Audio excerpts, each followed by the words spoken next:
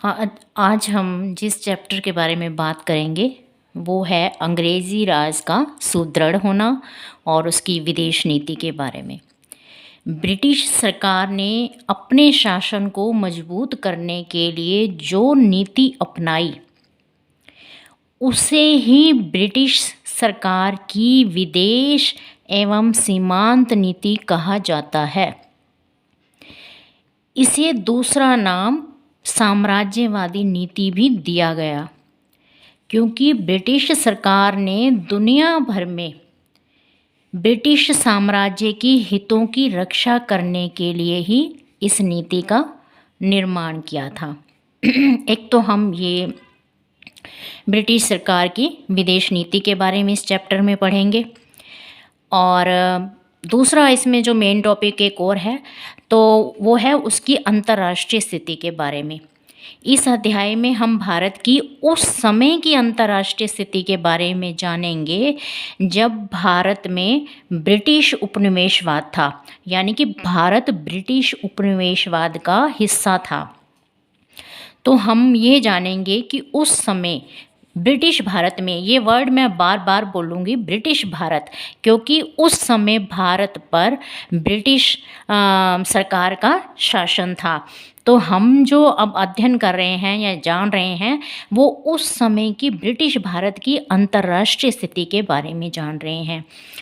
तो अगर उस समय की अंतर्राष्ट्रीय स्थिति पर हम नज़र डालें तो एक बात स्पष्ट हो जाती है कि उस समय की जो स्थितियां थीं जब भारत में ब्रिटिश सरकार का शासन था, उस समय वो ब्रिटिश सरकार के लिए अनुकूल थी। जो परिस्थितियां थी, जो समय था, क्योंकि वो अपने पुर्तगाली, फ्रांसीसी और डच प्रतिद्वंदियों पर पहले से ही जीत हासिल कर चुका था। ब्रिटिश भारत की अंतर्राष्ट्रीय व्यवस्था कैसी थी या उसकी उस समय क्या स्थिति थी, उसको समझने के लिए हम इसे 5 भागों में बांट देते हैं।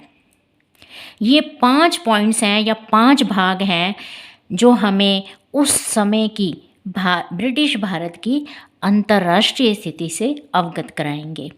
तो हमारा पहला पॉइंट या पहला भाग कह लें वो ये है कि भारतीय उपमहाद्वीप में ब्रिटेन की सर्वोच्चता। भारतीय उपमहाद्वीप में ब्रिटेन की जो स्थिति थी उस समय काफ़ी मजबूत थी।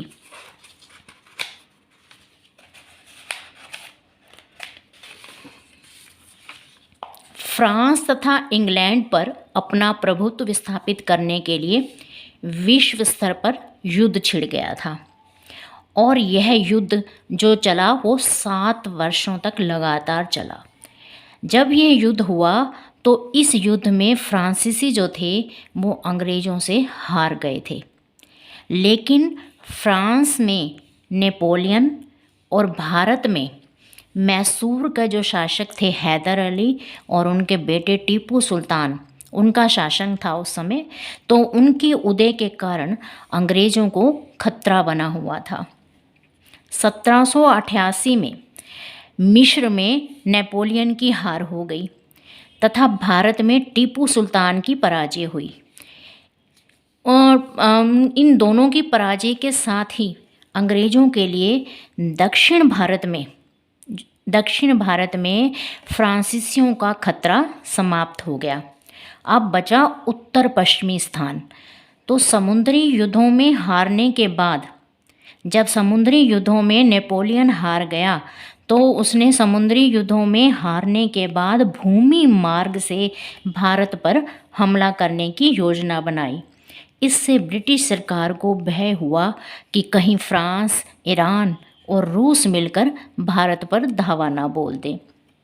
इस खतरे से निपटने के लिए तत्कालीन वायसराय जो थे लॉर्ड मिंटो, उन्होंने 4 राजनीतिक आयोग भेजे। इन कूटनीतिक प्रयासों के परिणाम स्वरूप ही ब्रिटिश सरकार की मैत्रीपूर्ण संधियां हुई इन राज्यों के साथ या और कई देशों के साथ, जिनका उद्देश्य उस समय ये था कि फ्रांस के खतरे का वो सामना कर सकें। दूसरा पॉइंट है हमारा चीन का पतन। चीन के साथ भारत के पुराने संबंध थे, किंतु उस समय ब्रिटिश भारत के समय में भारत को कभी भी चीन से आक्रमण का खतरा नहीं हुआ। उसकी वजह ये थी क्योंकि दोनों देशों के बीच में हिमालय खड़ा था।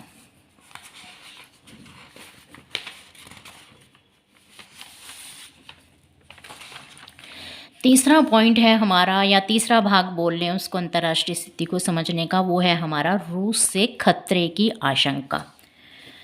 यानी कि उस समय की जो अंतर्राष्ट्रीय स्थिति थी उसके अनुसार ब्रिटिश भारत को रूस से खतरे की आशंका थी।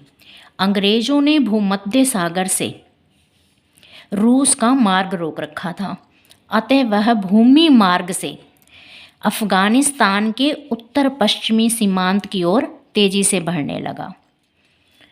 तो ईरान उस समय एक कमज़ोर देश था जिस समय भारत में ब्रिटिश शासन व्यवस्था थी, लेकिन रूस के साथ उसका दोस्ताना रवैया था ईरान का।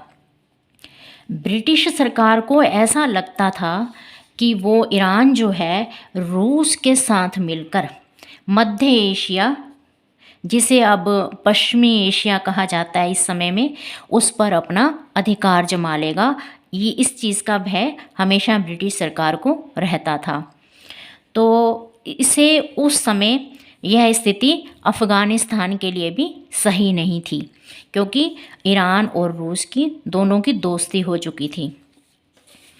तीसरा भाग है हमारा अफ़गानिस्तान, या इसको तीसरा पॉइंट, चौथा पॉइंट भी कह सकते हैं। चौथा पॉइंट है हमारा अफ़गानिस्तान। अंग्रेज़ जो थे वो अफ़गानिस्तान को उस समय बचाना चाहते थे। क्यों? क्योंकि वह उनका व्यापार केंद्र था जिसके द्वारा वो अपना सारा व्यापार किया करते थे।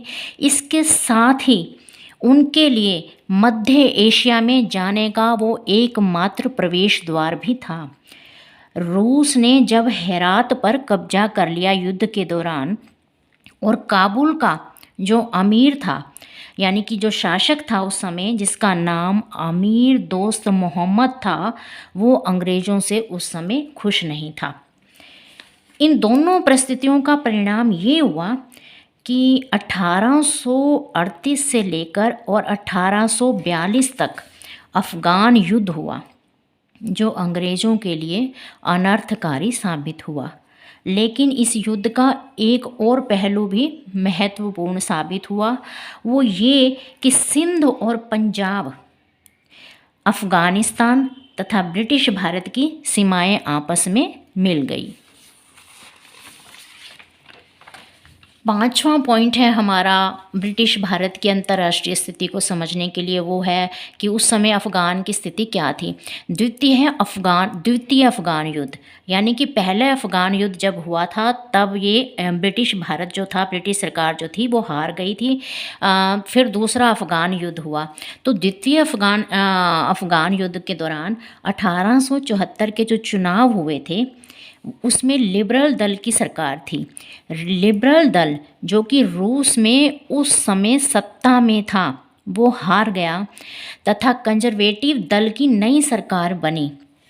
उसने धीरे धीरे भारत में ब्रिटिश सरकार को दूसरी बार अफ़गान युद्ध के लिए बाध्य कर दिया।